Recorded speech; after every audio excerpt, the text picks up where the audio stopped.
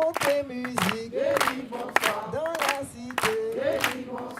Le conte est déjà quelque chose de distrayant, autant pour le conteur que pour le public. Il est également éducatif, et ça peut être un soporifique, comme aussi un éveilleur. Les quoi? Les méduses sont allées se cacher.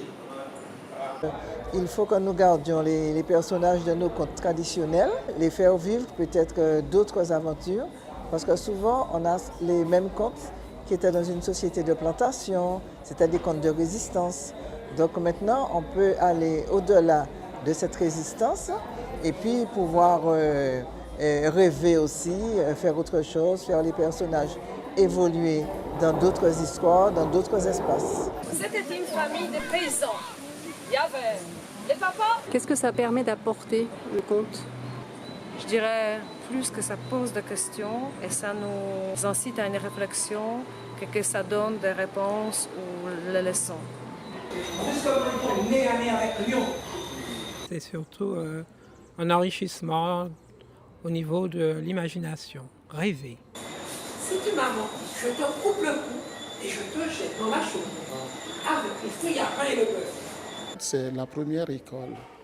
La première école, c'est une éducation, c'est une nourriture, un rêve supplémentaire qu'on donne à l'enfant. Parce que quand on ne rêve pas, on ne vit pas. Et tout le monde chante. Le conte, ça ouvre l'univers des rêves et du devenir. C'est quelque chose qui me nourrit. Justement, où est-ce qu'on se met des frontières dans la vie, où on n'ose pas aller, où on n'oserait pas faire. Avec les contes, on n'a pas de frontières. On peut rêver, on peut vivre la réalité, vivre les rêves. Mais le zèbre avait de la gratouille de piment partout.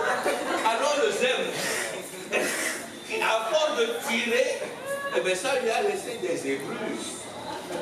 Rogo, qu'est-ce qu'il y a au bout du conte?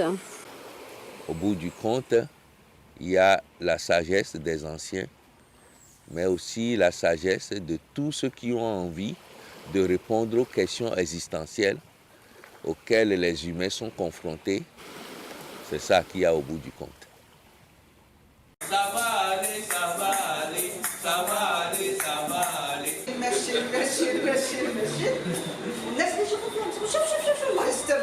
Mais pour moi, le conte représente la vie, l'échange, le partage, le voyage, toutes les choses qui sont liées à l'art de la parole et surtout à l'humain. Histoire. Le conte, ça signifie le partage. C'est le monde imaginaire des enfants. Je veux dire des enfants pour les adultes qui n'est pas mort au fond de soi. Il a pris des pierres et il lui a envoyé les pierres. Et le diable est de lui dire « Oh, bravo, bravo, arrête de m'envoyer des pierres s'il te plaît, viens me décoincer la queue !» C'est comme si on donnait des coups de baguette magique avec les mots.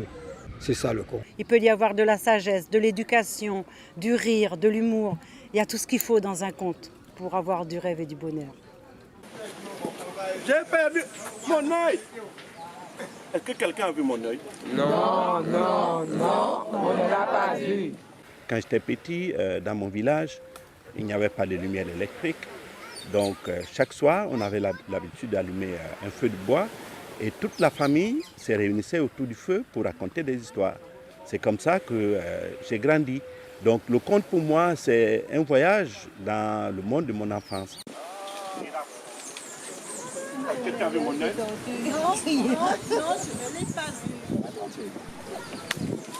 Et en même temps, le conte me permet de construire des ponts avec d'autres gens, d'autres cultures, d'autres pays, avec un autre monde. Bon, qui prend la relève?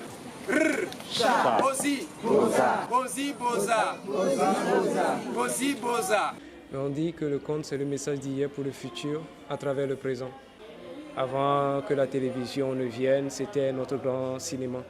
À travers la voix de celui qui raconte, à travers son gestuel, à travers ses silences, nous, on imaginait tout. Eh bien, c'est l'histoire de deux amoureux. Ces deux amoureux, vous les connaissez.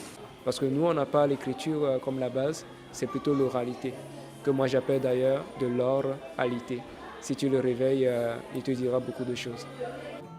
Dans mon village, on croit aux magiciens, on croit aux grands sorciers, mais on reste quand même chrétien. Et pour un bon mariage, on voit des marabouts qui nous prêtent leur hibou pour chasser tous ces jaloux. On aime les choses mystiques.